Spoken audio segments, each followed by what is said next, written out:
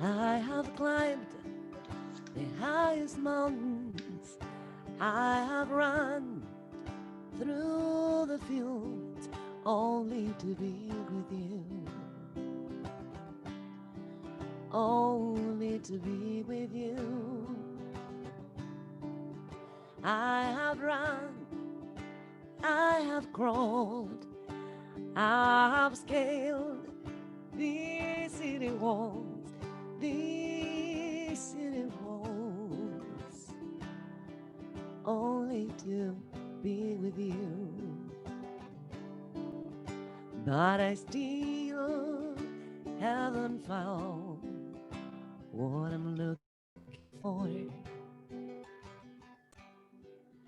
But I still haven't found what I'm looking for. I have kissed on lips, felt the healing in the fingertips. It felt like fire. This burning desire. I have spoke with the tongue of angels. I have held the hand of the devil. It was warm in the night. I was cold as a stone,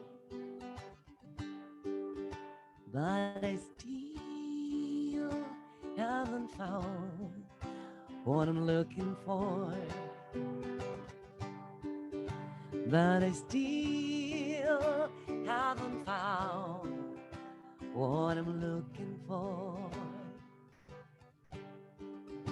I believe in the kingdom come, then all the colors will bleed into one, will bleed into one. But yes, I'm still running.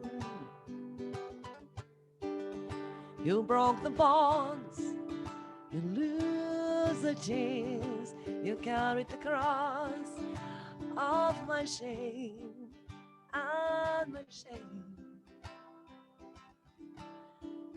You know I've been lifted,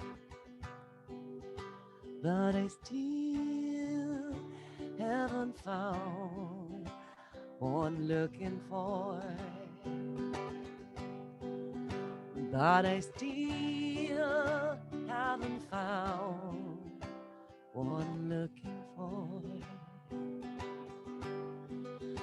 But I still haven't found what I'm looking for. But I still haven't found what I'm looking for.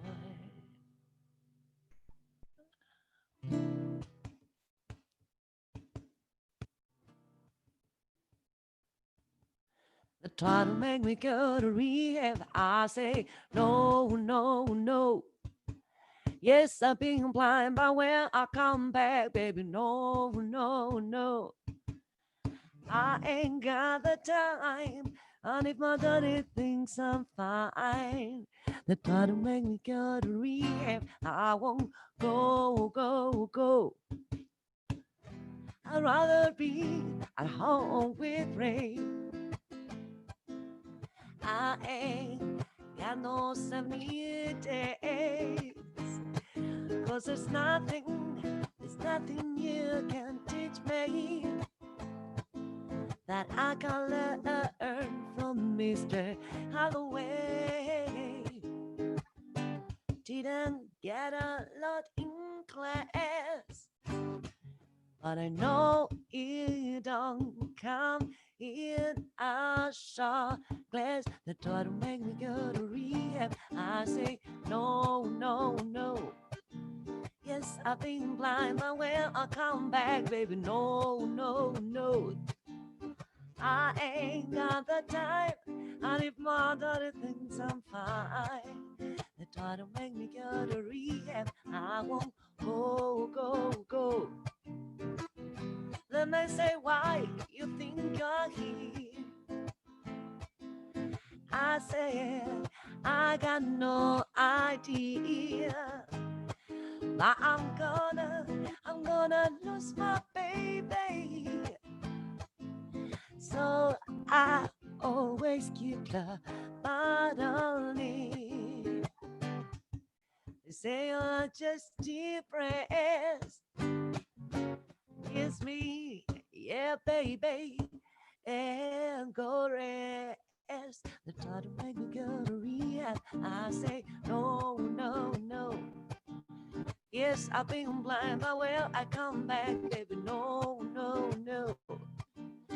I ain't got the time, and if my daddy thinks I'm fine, they try to make me go to rehab. I won't go, go, go.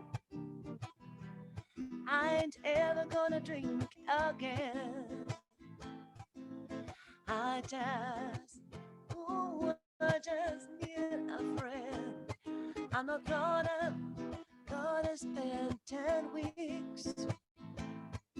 Let everyone think I'm on the man.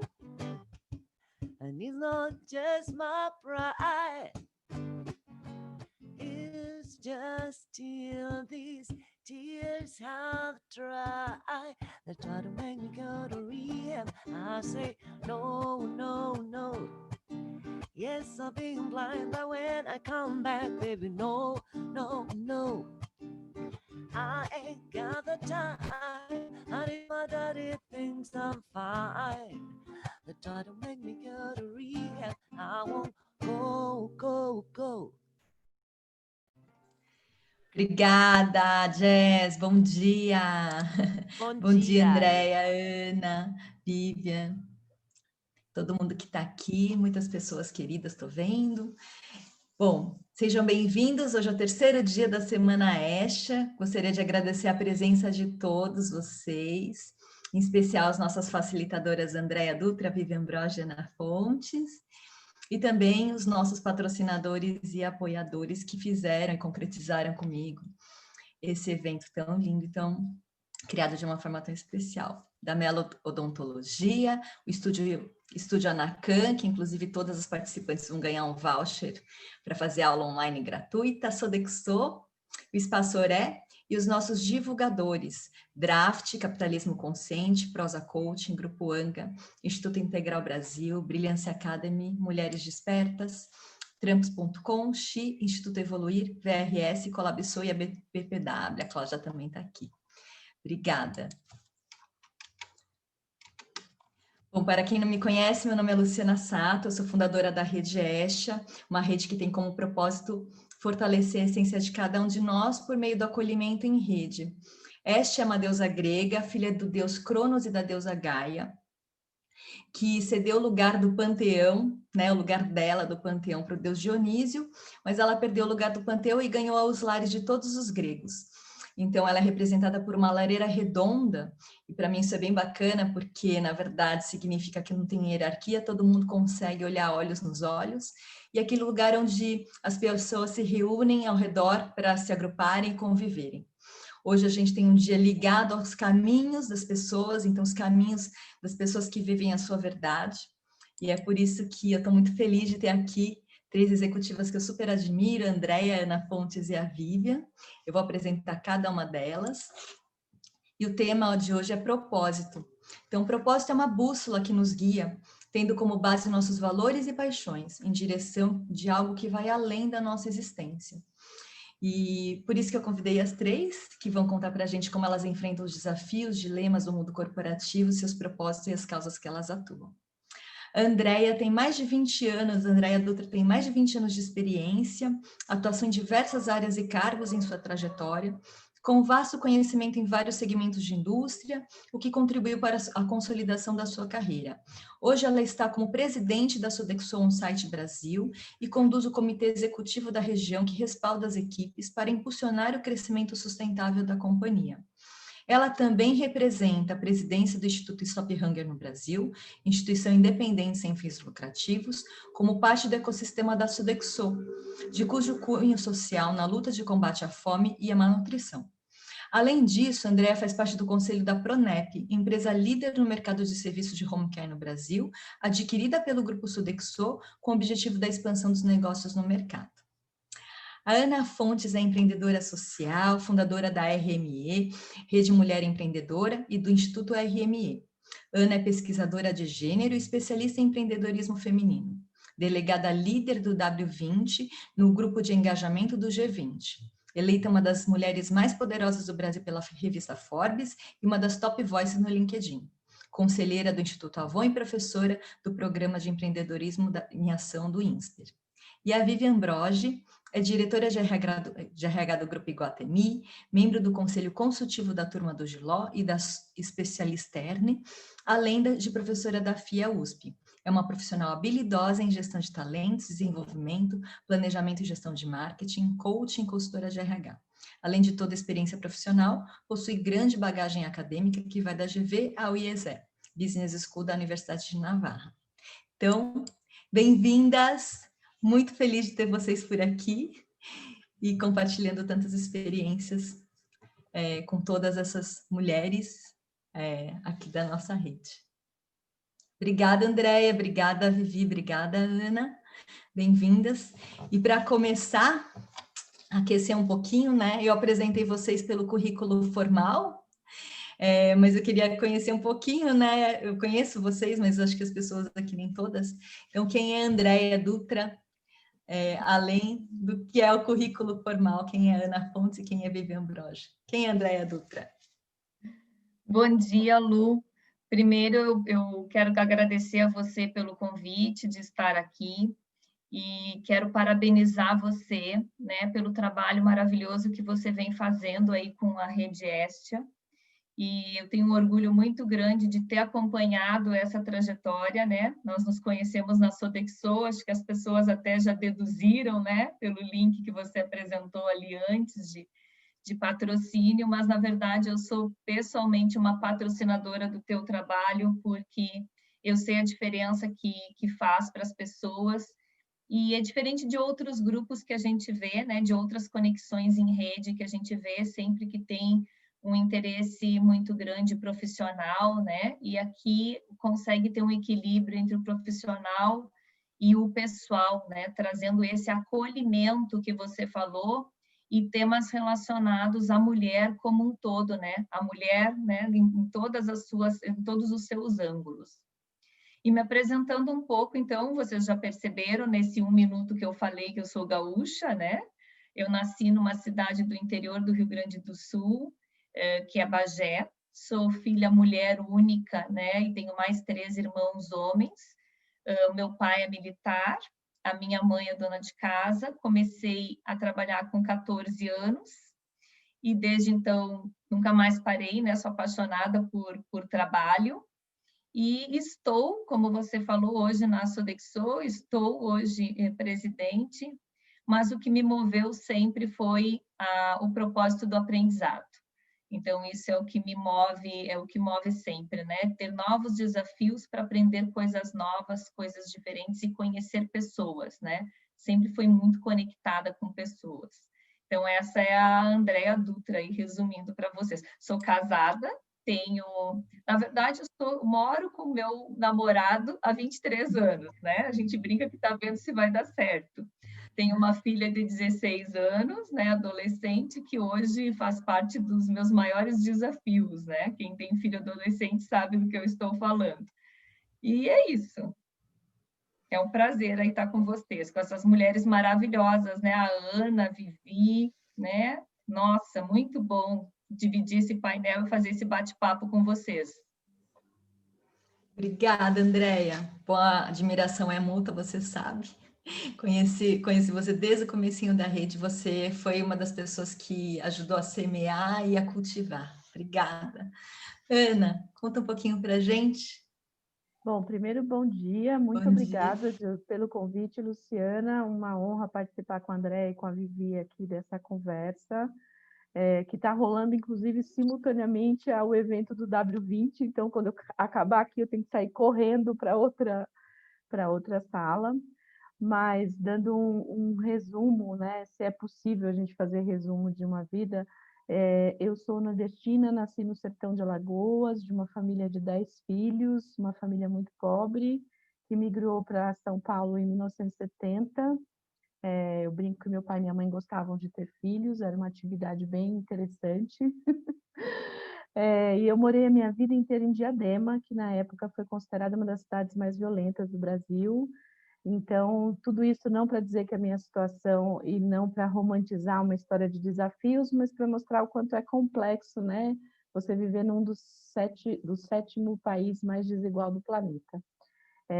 Eu construí uma carreira no ambiente corporativo, trabalhei durante boa parte da minha vida, até dezembro de 2007, numa indústria automotiva, na Volkswagen, pedi demissão de lá. Eu tenho 54 anos, não tenho vergonha de falar da minha idade, as pessoas ficam falando para mim, não conta a sua idade, eu falo, não tem problema nenhum, eu vivo muito bem com a minha idade. Sou mãe de 2 filhas, assim como a André, vivendo um desafio terrível, porque a mais velha tem 18 anos e se acha adulta, fez 18 anos agora, e a mais nova tem 12 e se acha adolescente. Então, eu vivo entre 2 universos bem complexos. Está fácil agora, nesse momento de pandemia. E eu empreendi o meu propósito, que é a Rede Mulher Empreendedora, em 2010. Na verdade, eu comecei a empreender em 2008, empreendi a rede em 2010. Não era um negócio, era mais um movimento que eu fazia para ajudar outras mulheres que, como eu, estavam empreendendo. Na época, ninguém falava nem de mulher, nem de empreendedorismo, eram palavras assim pouquíssimo comentadas. Então, a rede é a primeira plataforma de apoio a mulheres que têm micro e pequenos negócios no Brasil. De lá para cá, minha vida mudou significativamente, né? Eu falo que eu trabalho muito mais, mas muito mais do que eu trabalhava no ambiente corporativo. Isso não significa que eu não trabalhava bastante ou que o ambiente corporativo não gera muito trabalho. Só que como empreendedora, você está ao 100% do seu tempo ligado no que o seu negócio pode significar na vida de outras pessoas. Então, nesses 10 anos de rede, hoje nós somos quase 1 milhão de mulheres ligadas na nossa plataforma no Brasil inteiro. A gente tem um objetivo e um propósito que é gerar autonomia financeira para essas mulheres, através de uma série de ações, projetos e programas que a gente faz, todos eles gratuitos, porque a gente atua num modelo em que a mulher não paga e outras empresas, fundações e corporações é que financiam o nosso negócio. Esse tem sido um ano extremamente desafiador para todo mundo, para nós enquanto negócio e para as milhares de mulheres empreendedoras pelo Brasil afora. A gente cresceu bastante na pandemia, por incrível que pareça, porque felizmente boa parte das empresas adotaram a solidariedade como sendo uma ação fundamental para os seus negócios. Então, a gente pilotou 2 megaprogramas de geração de renda para mulheres em vulnerabilidade social no Brasil inteiro, e a gente vem trabalhando com uma série de ações para poder ajudá-las. Então, acho que em linhas muito gerais, e eu tenho falado todos os dias para as mulheres, que o que elas precisam na pandemia é simplesmente saírem vivas delas, que elas não precisam sair melhores, sair com série na ponta da língua, com livros, com lives e com um monte de coisa, que elas precisam sair vivas, que elas não precisam ser super mulheres, que elas não precisam ficar preocupadas em ser Mulher Maravilha, Mulher Guerreira. A gente tem que ser mulher possível e conseguir sair dessa luta que está bem complexa o mais rápido possível. Então, em linhas muito gerais, bem simples, é isso. Muito obrigada, Ana. Sua fala ressoou muito em mim, porque às vezes a gente fica com essa impressão de que as mulheres precisam ser super mulheres, e é muito bom que a gente possa ser mulher possível, né? A Rede Esha, ela nasceu muito com esse propósito de ter um lugar de descanso, entre aspas, para as mulheres, porque eu falo que as mulheres, elas ganham mais espaço, mas muitas vezes as questões das mulheres continuam sem espaço. Então, que bom. Obrigada. Vivi, quem é a Vivi? Bom dia.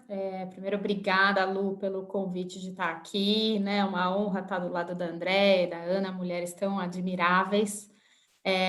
Então, muito obrigada pela oportunidade de estar aqui nessa conversa com vocês.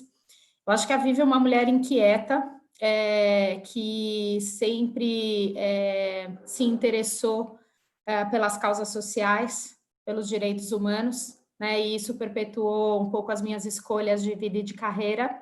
Eu venho de uma família de estrangeiros, diferente da Ana, eu venho de uma vida com muitos privilégios, né? E isso tem uma responsabilidade de você, né, nascer num contexto mais favorável, mais privilegiado.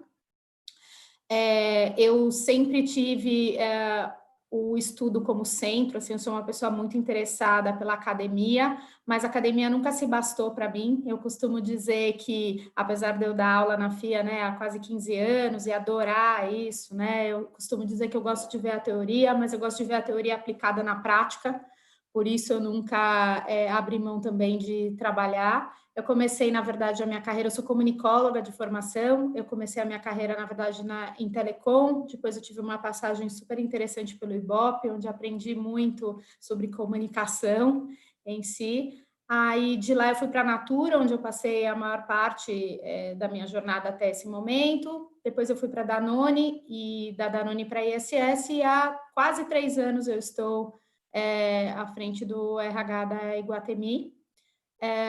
E super feliz, né, de estar promovendo uma conversa de transformação cultural, que acho que tem muito a ver com o meu propósito, que é ser uma agente de transformação, levando desenvolvimento para mim e para as pessoas que estão no meu entorno, sem deixar ninguém para trás. Eu sempre fui uma pessoa muito interessada, né, pelo tema da inclusão,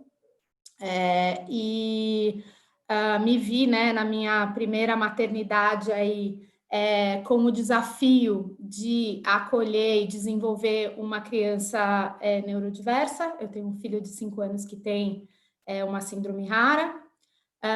Isso me fez também olhar para esse lugar que eu comecei a minha conversa, né, me apresentando, falando sobre do lugar de privilégios, né?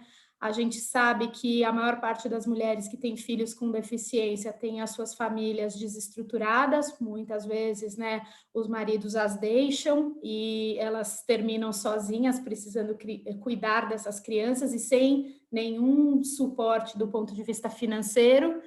E isso me mobilizou profundamente, porque eu vi que o meu filho teria as melhores oportunidades, mas que eu precisava atuar por um Brasil mais justo, onde todas as mães que vivessem coisas parecidas com as que eu estava vivendo pudessem ter uma acolhida, um suporte, tanto do Estado como das instituições. E então, quis me engajar mais e mais na causa da inclusão. Hoje, então, com muito orgulho, faço parte do Conselho Consultivo da Turma do Giló. Como eu comecei falando, eu sou interessada na academia, eu realmente acredito que é através da educação que nós vamos fazer um país mais justo e mais igualitário. Por isso, trabalhar na educação em prol da educação inclusiva é tão importante para mim.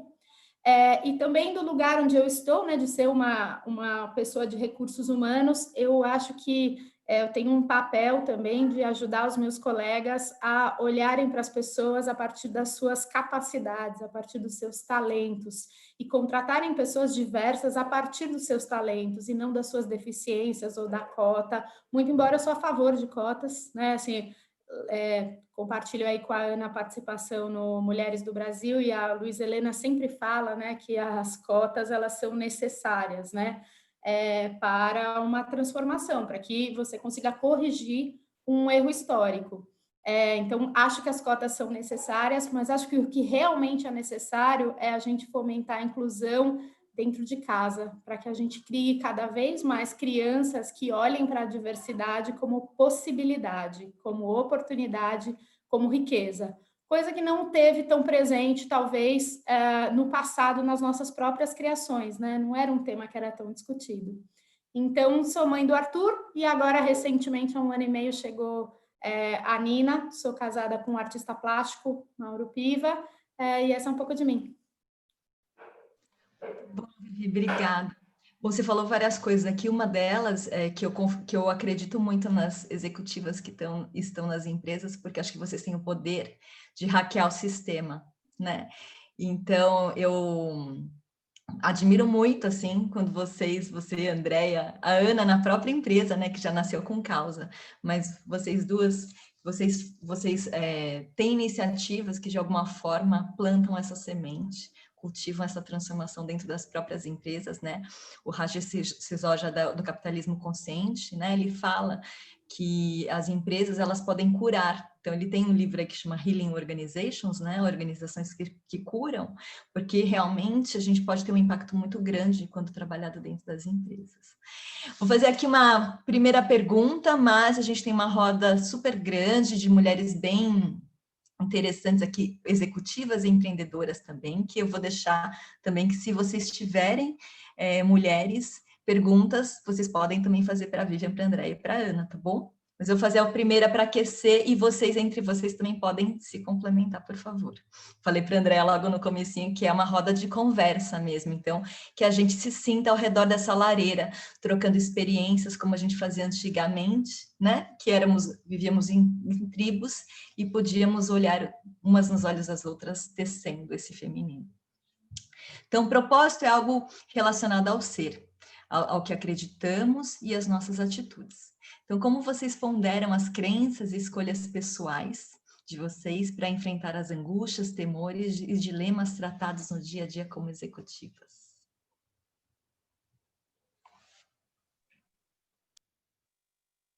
E meninas, querem que eu comece? Eu posso começar, né, essa perguntinha aí. Eu costumo dizer, às vezes as pessoas perguntam, né? Andréia, e como é que a gente chega no sucesso, né? Aí eu falo, depende do que é sucesso para você, né?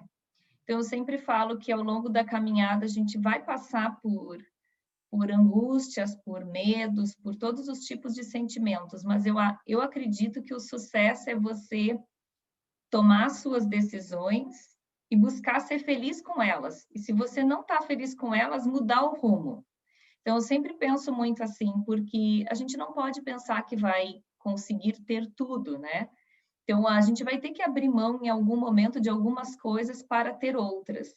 Então, algum dos dilemas que eu vivi, por exemplo, e que fez toda a diferença na minha carreira, mas com certeza eu tive que abrir mão por um outro lado, da convivência com a minha família direta, foi quando eu tive, por exemplo, uma oportunidade de ser promovida. Eu tinha que morar em Minas Gerais, em Belo Horizonte, e eu tinha uma filha de 5 anos. E sem a minha filha eu não iria. Então, eu tive que conversar com meu marido e ele disse, não, eu não quero depois, no futuro, que você diga que você não cresceu na sua carreira porque eu não te apoiei. Eu falei, mas eu não vou sem a Maria Luísa. Ele falou, não, vai, leva a Maria Luísa e eu vou aos finais de semana. E a gente pode fazer isso por um tempo. Então, acho que foi um equilíbrio que a gente encontrou, mas em prol daquele propósito que nós tínhamos como família naquele momento. E isso foi fundamental, essa minha movimentação foi fundamental para o meu crescimento profissional. Então, eu sempre aconselho as mulheres a isso, a ponderar situações, a buscar um equilíbrio que vá deixá-las confortáveis. Com certeza, perdemos algumas coisas, mas ganhamos muitas outras, né? E tudo tem um tempo, tu tem que entender qual que é o teu limite. Eu sempre conto e brinco que perguntaram, André, mas quando você voltou, né, para o Sul, nessa época, né? Eu disse, eu voltei quando a Maria Luísa começou a chamar o porteiro de pai. Ia perguntar se eu gostava do porteiro do prédio que a gente morava. Então, eu senti que ela estava sentindo muita falta do pai, e aí eu pedi transferência e voltei depois de 1 ano. Mas esse 1 ano foi fundamental do ponto de vista profissional para o meu crescimento. Então, eu sempre falo isso, angústias, medos, né? A gente sempre vai ter. Então, semana passada até eu escutei uma facilitadora na Sodexo, que nós chamamos para fazer um talk com lideranças, e ela falou sobre coragem. Eu gostei muito da frase que ela usou, que ela fala que coragem não é não ter medo, né? Coragem é o medo em movimento. E eu achei fantástico isso, porque você nunca vai tomar uma decisão sem ter medo. Se a pessoa diz que não tem medo, ela está se enganando, porque você sempre vai ter, mas o medo precisa se movimentar. E eu acho que isso é fundamental na vida de todas nós, né? Tá aí a Ana também, que é um exemplo, né? Que deixou o medo dela em movimento circular, né? Fundou o sonho dela, foi em busca do sonho, do propósito, e olha quantas mulheres ela impacta, né? Já vou passar para ela agora a seguir. Adorei a troca de bola aí que a gente fez. Mas, André, assim, Luciana, é uma pergunta bem complexa mesmo, não tem uma resposta simples, nem uma resposta direta.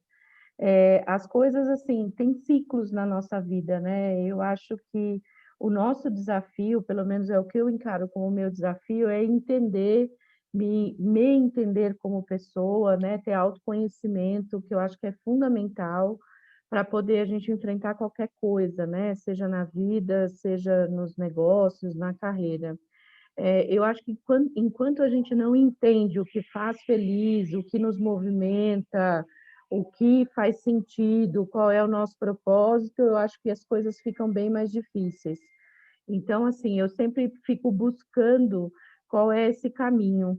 E eu acho que a gente está vivendo um ciclo tão complicado das pessoas olharem para as outras pessoas e medirem o sucesso delas baseado no sucesso dos outros, que é uma preocupação que eu tenho comigo, com as minhas filhas, com quem eu trabalho junto, com as mulheres da rede, porque eu acho que a gente está vivendo um momento em que as pessoas elas querem ter uma visão de sucesso que não necessariamente é uma visão delas, é uma visão de estabelecimento da sociedade.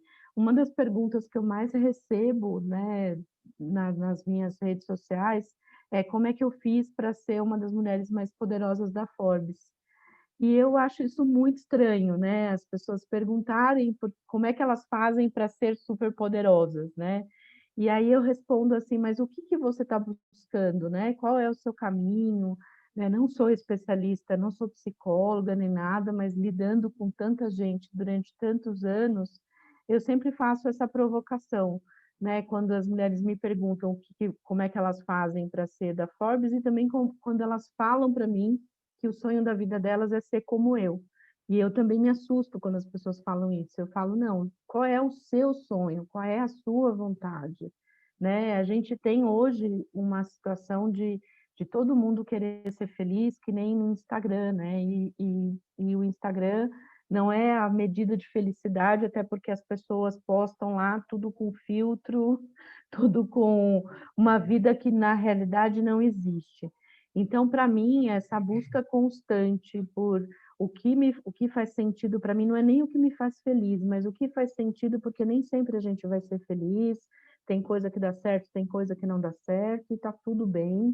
Então, é essa busca constante pelo que faz sentido na minha vida, o que é minha força, o que são minhas fraquezas, como é que eu trabalho isso, como é que eu me sinto melhor comigo, como é que eu trabalho a questão do autocuidado, porque eu acho que tem uma relação, principalmente para as mulheres, que autocuidado é egoísmo. É uma coisa muito doida, né? Eu ouço algumas mulheres falarem assim: ah, mas eu marcar tal coisa para mim, eu assistir tal coisa para mim, quando todo mundo está precisando da minha ajuda. E aí eu falo, mas você não está precisando da sua ajuda, né? Você tem que cuidar de você para você estar bem e, inclusive, se você gosta de fazer isso, cuidar das outras pessoas. Então, eu acho que esses são os desafios todos que a gente está vivendo. Eu já vivi situações no ambiente corporativo extremamente discriminatórias, ruins, e acompanho até hoje várias mulheres passando por situações horrorosas em 2020, de assédio moral, assédio sexual, tudo que vocês podem imaginar. E para mim, o que me motiva é a gente viver numa sociedade onde as mulheres tenham as mesmas condições, os mesmos direitos, e que as pessoas não confundam isso com supremacia feminina. A gente está falando de direitos humanos, a gente está falando de oportunidade, de espaço. Então, acho que para mim é o que me movimenta a todo dia buscar ser o meu melhor de mim mesmo, sabe? E não ficar me comparando. Não é fácil fazer isso, viu, Luciana, André e Vivi, todas que estão assistindo, não é fácil, porque nós somos seres vaidosos por natureza. Então, a gente olha as outras pessoas e a gente fica achando que a vida das outras pessoas é mais feliz que a nossa, é melhor que a nossa. Eu acho que o nosso desafio é a gente entender o que faz sentido para a gente. Desculpa a resposta longa.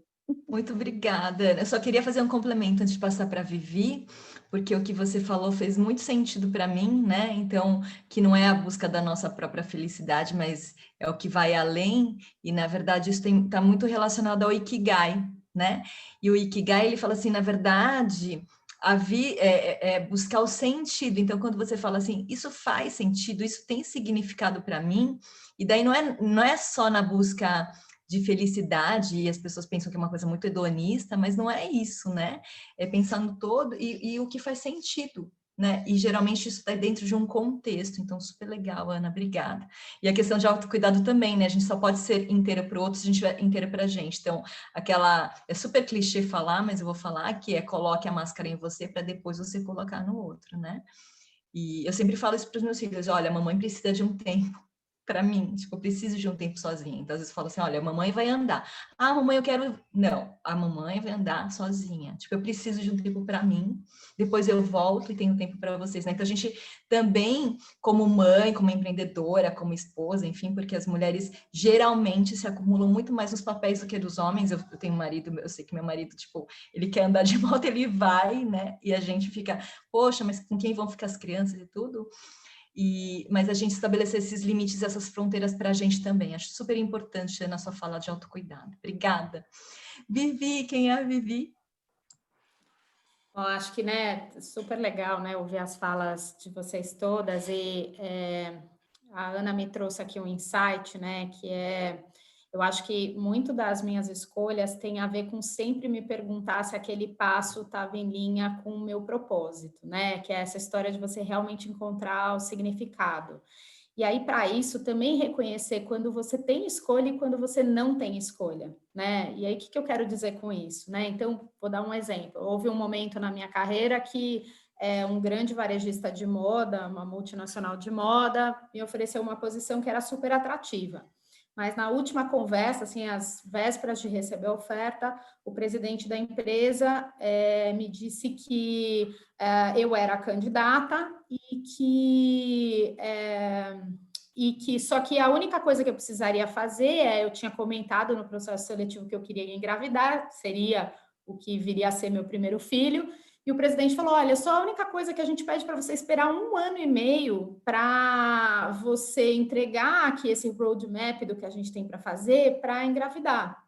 E naquele mesmo momento eu respirei e falei, olha, desculpa, eu não sou sua candidata. Primeiro, eu não acredito no ou, eu acredito no e, né? Trazendo a teoria do Barry Johnson, do Polarity Management, o mundo não é do ou, o mundo é do e. Como eu posso ser uma executiva e uma mãe? É disso que nós estamos falando, e entregar as duas coisas ao mesmo tempo. Então, nesse momento, eu me eximi de participar desse processo, me retirei do processo. Ali eu tinha uma escolha, até porque eu tinha trabalho, eu tinha condição de fazer essa escolha.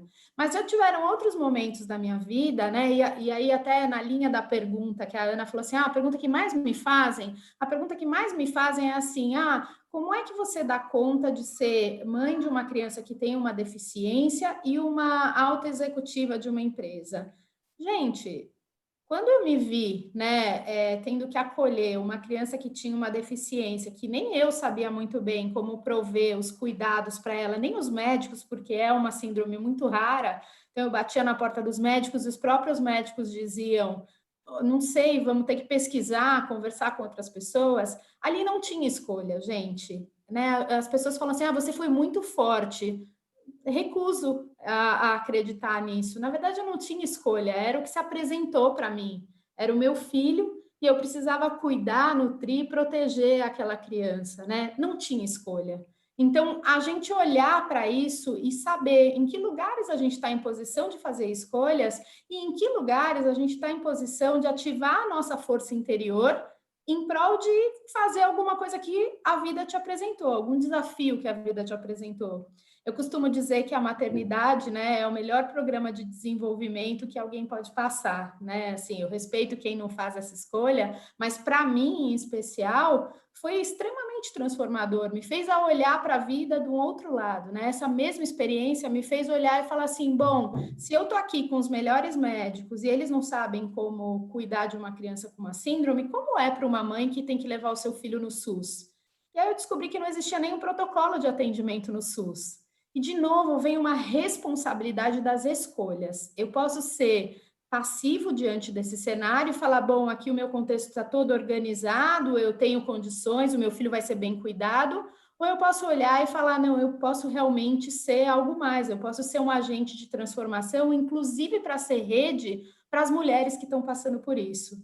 Então, hoje, o que me move é isso, eu tento ser rede para as mulheres que passam por esses dilemas, né, de escolhas, tentando trazer, através da minha própria história, humildemente, né, de que a gente não precisa escolher, dá para a gente acolher as coisas que emergem do contexto e que muitas vezes você não controla, como foi essa maternidade que se apresentou para mim especial, né?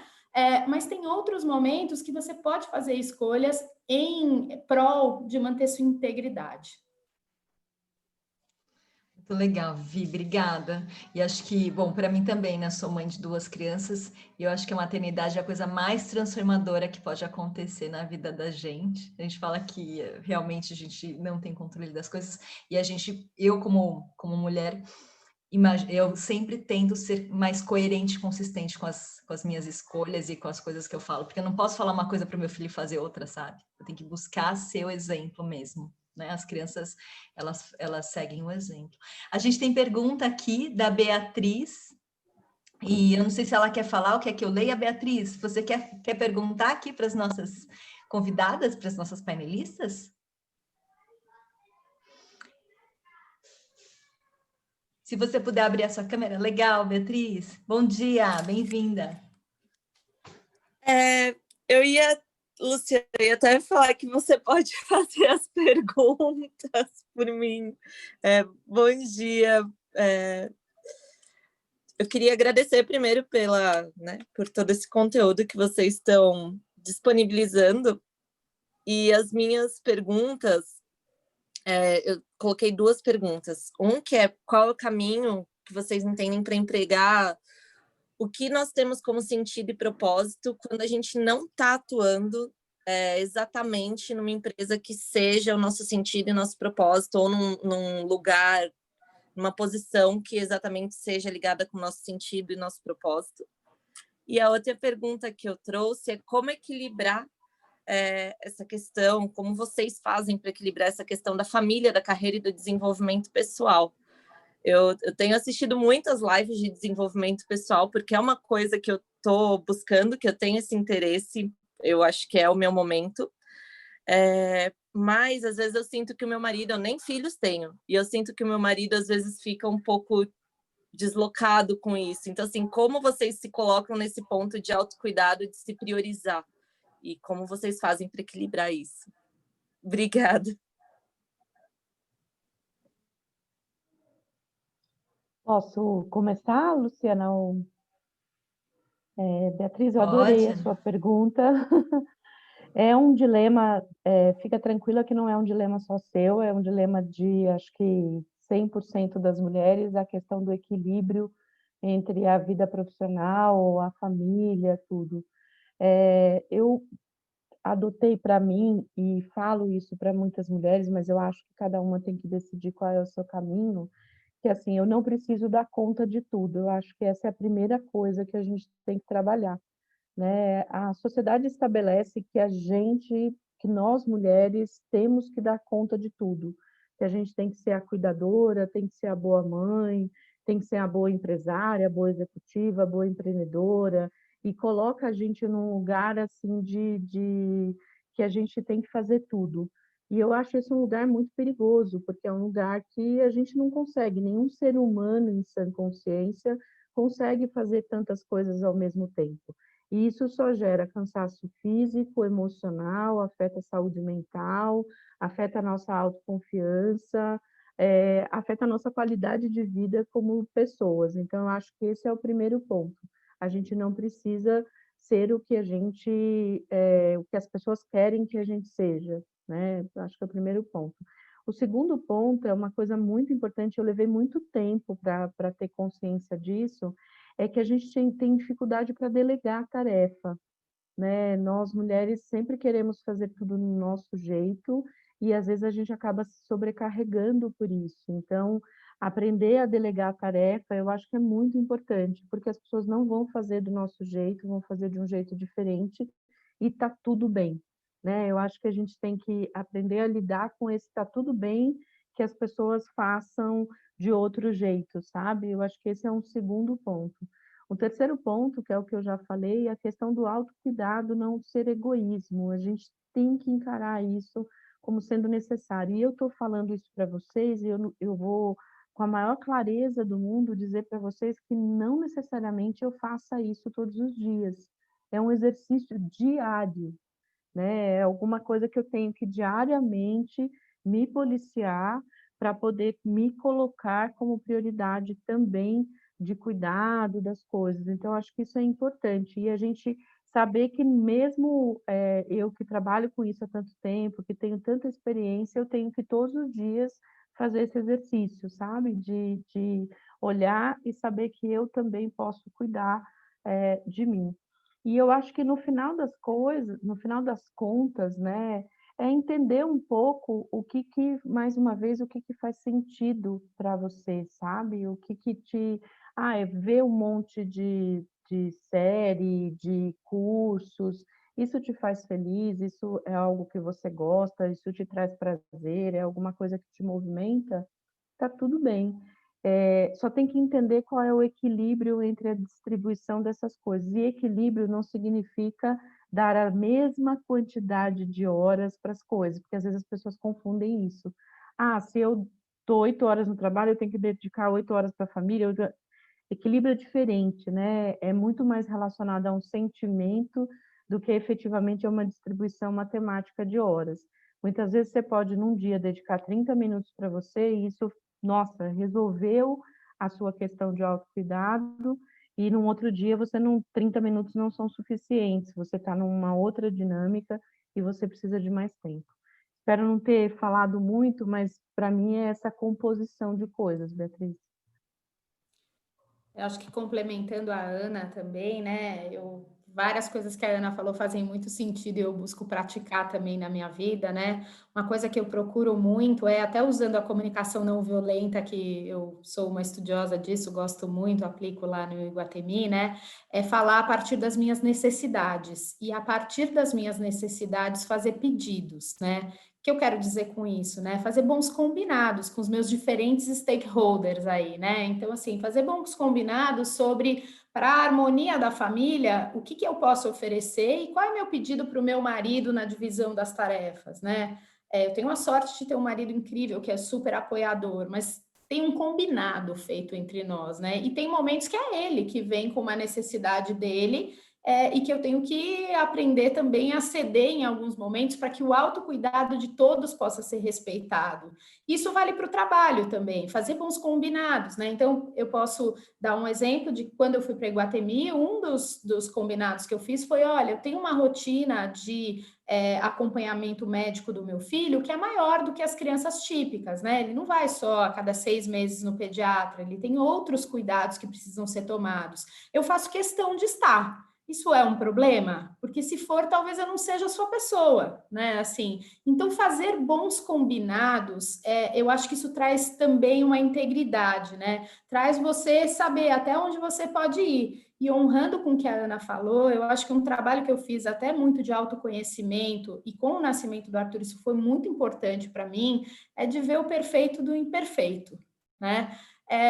Eu não vou ser sempre a executiva maravilhosa, né? Assim, pensar que, como também não vou ser a mãe maravilhosa, como não vou ser a esposa maravilhosa, a vida é a arte do possível, né? E aí, quando eu penso no que eu quero para mim, eu tento trazer sempre o conceito do David Snowden, que fala que a gente, quando pensa em inovação, pensa aí do 0 ao 100, e as coisas não acontecem desse jeito, né? Então, a pergunta que eu me faço sempre é, tá bom, talvez eu tenha aqui uma oportunidade de me aprimorar no meu autodesenvolvimento, vamos chamar assim, ou no meu papel de mãe. Qual é meu próximo passo possível? Não o ideal. Porque o ideal é um ideal de perfeição, né? Que talvez a vida não me permita, mas o que é meu próximo passo possível? O que eu poderia fazer nesse sentido? E eu acho que acolher que a gente faz o que é possível te traz essa certeza de que você está conseguindo sair de ser equilibrista, porque muitas vezes nós somos mulheres equilibristas para mulheres equilibradas, né? Para mulheres que fizeram escolhas e combinados que conseguem honrar com os diferentes papéis. Legal. Obrigada, Vivi. Obrigada, Bia. Andréia, a Denise Asnis tem uma pergunta, queria que você começasse a responder. Dê, quer fazer a pergunta? Olá, tudo bom? Descabelada aqui hoje. Eu queria saber qual foi o maior desafio que vocês passaram como executivas nesse período de pandemia. Beijo para todas. Tudo bem, Denise? Eu penso que o primeiro grande desafio para todos nós foi lidar, né, com esse mundo aí VUCA. Fazem alguns anos que a gente vem falando do mundo VUCA, né? E quem tinha dúvida que ele existia, eu acho que o Covid veio para concretizar a existência do mundo VUCA. E as coisas se tornaram muito instáveis de um dia para outro, muito pouca informação, então você tem que tomar decisão num ambiente cheio de informações divergentes, ou às vezes não se tinha informação, e cuidar das pessoas, isso foi algo assim bem desafiador, né? Eu tenho o privilégio de trabalhar numa empresa que em nenhum momento nós tivemos dúvida que a saúde e segurança das pessoas era a primeira coisa que nós estávamos cuidando, estávamos focando. E ficar próximo aos nossos clientes, porque assim como nós, os nossos clientes também estavam vivendo aquele mesmo momento, né? Então, eu acho que esses dois pontos, cuidar das pessoas, da saúde e segurança das pessoas, e ter proximidade com os nossos clientes para entender também o que eles estavam passando, porque assim como o nosso negócio foi afetado, o de todos os nossos clientes também, né? Alguns, inclusive, até fecharam. Então, eles também tiveram que se reinventar, né?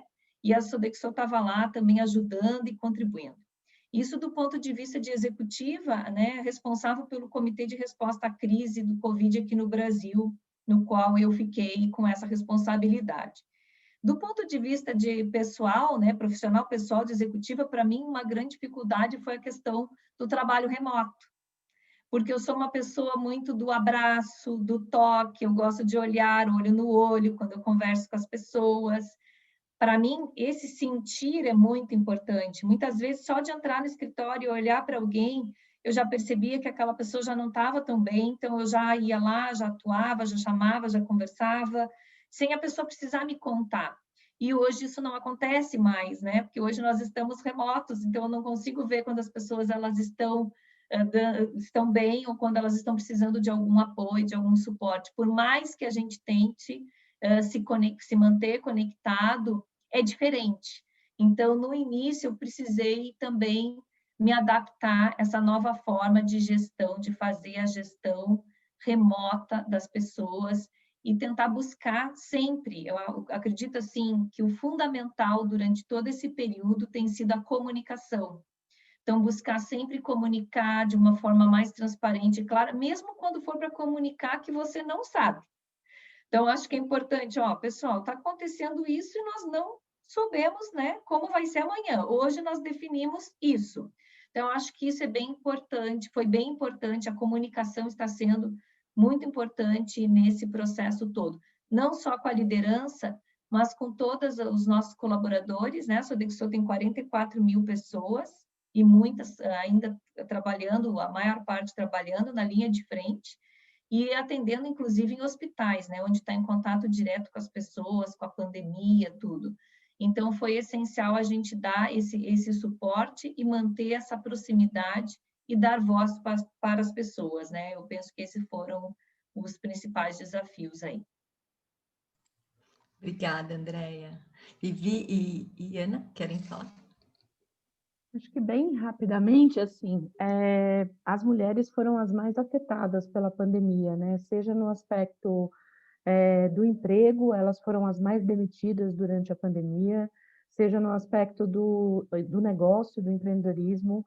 Os negócios liderados por mulheres estão nas categorias que foram as mais afetadas, que é moda, beleza, alimentação fora de casa, serviços, foram as categorias mais afetadas nos pequenos negócios.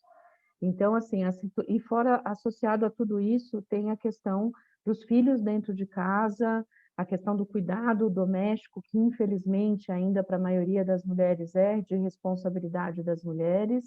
Isso eu estou falando para mulheres que tiveram o privilégio de ficar dentro de casa, porque a grande maioria não teve esse privilégio, né? Lembra que nós vivemos num país desigual. Então, acho que esse foi um ponto fundamental para a gente. No começo de março, a gente realmente ficou muito preocupado com essa situação. A gente começou a trabalhar na rede para poder ajudar essas mulheres de alguma forma, principalmente gerando informação, conteúdo, capacitação e geração de renda. Acho que isso foi o coração do nosso trabalho durante todo esse processo. Mas eu acho também assim que a gente tem ainda um desafio muito grande de entender a nossa sociedade como uma sociedade que acolhe e apoia as mulheres, o que ainda não é uma realidade, né? Veja que durante a pandemia o nível de violência contra as mulheres cresceu absurdamente, né? Não é decorrência da pandemia, né? A violência não vem da pandemia, a violência já existia, a pandemia só criou um ambiente, infelizmente, onde a mulher está junto com o agressor dentro de casa a maior parte do tempo. Então, assim, para mim, os meus desesperos nesse processo de pandemia, nesses 6 meses, fora a incerteza, que a gente ainda não sabe o que vai acontecer, a gente não tem noção, né? Eu só tenho uma certeza que vai passar essa situação algum dia, eu espero que o mais breve possível, mas eu não tenho nem a mínima noção de quanto tempo isso vai passar. E o que eu gostaria muito, o que eu tenho trabalhado muito é que a nossa sociedade, e aí quando eu falo sociedade, eu falo governo, política pública, nós da sociedade civil, organizações, empresas, olhem para as mulheres nos mais diversos aspectos como sendo a possibilidade de sair melhor dessa pandemia. E eu explico isso. Assim, se a gente investir nas mulheres, seja na manutenção de emprego, apoiando as mulheres empreendedoras, criando políticas públicas para as mães solos, eu acredito que a gente sai melhor dessa pandemia, melhor no sentido como sociedade, sabe? A gente vai ter uma sociedade mais justa. Não está sendo muito fácil, até porque a visão ainda da questão de inclusão e diversidade ainda é uma visão muito distorcida no Brasil. Vejam o que aconteceu nas 2 últimas semanas, quando uma pessoa fala que o problema do mundo é o feminismo, né? Enfim, então acho que a gente tem vários desafios. Eu sei que eu não pareço muito animadora, mas eu acho que é importante a gente ter consciência. Se teve alguma coisa que a pandemia fez, foi dar consciência para a sociedade de várias desigualdades, né? Das pessoas que têm dificuldade, as pessoas que vivem nas comunidades, 13 milhões de pessoas, da questão das diferenças sociais, da questão da dificuldade de inclusão de mulheres e da falta de oportunidade e outras questões envolvidas. Então, a pandemia expôs isso. Eu espero que esta exposição seja a garantia de que a gente vai trabalhar como sociedade civil, política pública, para poder diminuir essas desigualdades. Então, essa é a minha preocupação diária, né? O que a gente pode fazer para diminuir essa questão da desigualdade. Eu acho que só complementando, né, assim, uma coisa que me preocupou muito é que a gente viu, né, e para mim, pelo menos, isso foi muito novo, acho que não teve uma outra situação, onde a gente teve uma vulnerabilidade coletiva, né, a gente viu o medo crescer em todos os campos, né, então as pessoas estavam com medo de se contaminar da doença, de não dar conta do trabalho, de não ter dinheiro dentro de casa para trazer comida para dentro de casa, enfim, então foi um medo generalizado em todos os papéis da vida. As pessoas ficaram realmente muito vulneráveis do ponto de vista psicológico, emocional. Então, eu acho que a primeira preocupação, né, que eu tive e a gente teve dentro da Iguatemi foi como dar suporte para as pessoas nesse momento, né? E nos diversos papéis, não era só suporte dizendo o que estava acontecendo na companhia, que foi severamente afetada porque os shoppings ficaram fechados, né, por 4 meses, mas também em trazer conteúdos, tá bom, dentro desse contexto, como é que a gente pode ter uma parentalidade positiva? A gente também sabe, né, como a Ana colocou, que a violência doméstica cresceu, e não só a violência física, mas a violência emocional, né? As brigas aumentaram, as situações de conflito pelo excesso de convívio aumentaram, né? Tem famílias que nunca conviveram tanto como nesse momento. E isso era algo novo. Então, a gente se preocupou muito em como a gente virava os nossos programas de saúde, que eram todos presenciais, para virarem programas virtuais, numa ideia da gente chegar e ter proximidade, como a Andrea falou, né? Criar um vínculo mesmo que à distância. E eu acho que do lado do meu propósito e do que eu acredito, e que está super em linha com o que a empresa para a qual eu trabalho, né, a Iguatemi, acredita, é a importância da gente chamar as pessoas nesse momento para sair do lugar do individualismo para o coletivismo. A gente não sai dessa crise sozinho, né? Assim, não tem nada que a Iguatemi possa fazer para resolver isso. A gente só sai disso com todos os atores, né? Então, governo, sim, setor privado, sociedade civil, com todo mundo se mobilizando para que a gente possa ser rede, suporte uns para os outros e sair disso mais fortalecidos, trazendo a inclusão, né? Sem deixar ninguém para trás, literalmente. Então, eu acho que esse tem sido uma coisa que tem chamado a minha atenção o tempo inteiro, que é assim, como é que eu convido as pessoas para saírem de um lugar passivo para um lugar ativo, né? Para um lugar de sempre há algo mais que cada um de nós pode fazer para o bem comum. E nessa crise eu acho que é muito importante isso. Obrigada, Vivi. Até puxando esse gancho, a gente está em cima da hora já. Passou super rápido, eu ficaria horas falando com vocês. Eu sei que tem mais perguntas e é bom porque a gente tem assunto para outras rodas futuramente. Mas eu queria até encerrar, mas pedir para vocês deixarem um recadinho aqui do qual que é o primeiro passo possível para as tantas pessoas que estão assistindo a gente. Porque vocês falaram, né, do que eu posso fazer, uma pequena ação. Às vezes a gente quer mudar o mundo por grandes iniciativas e tudo. Eu acho que cada uma de nós somos hackers de sistemas, porque estamos em vários círculos de relacionamento e a gente pode, de alguma forma, influenciar esses círculos. Então, queria terminar essa roda super gostosa, agradeço de coração cada uma de vocês, a disponibilidade, o coração aberto e a vontade aberta de estarem aqui.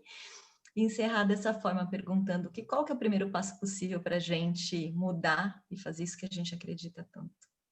Obrigada.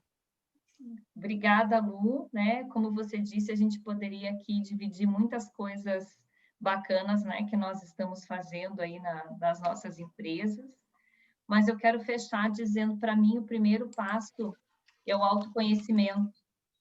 E eu vou encerrar com uma frase que fala que ninguém é melhor profissional do que é como ser humano. Então, eu deixo essa reflexão e um abraço a todas as mulheres aí que estão nos assistindo.